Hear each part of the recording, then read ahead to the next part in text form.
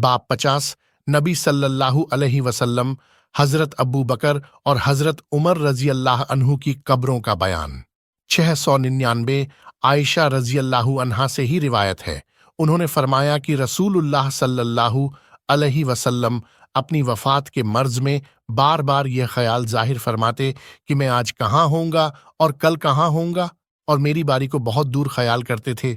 आखिरकार जब मेरा दिन आया तो अल्लाह ने आपको मेरे फेफड़े और सीने के बीच कब्ज़ फरमाया और आप मेरे ही घर में दफन हुए। फायदे: इस हदीस से मालूम हुआ कि घर में भी किसी को दफन किया जा सकता है।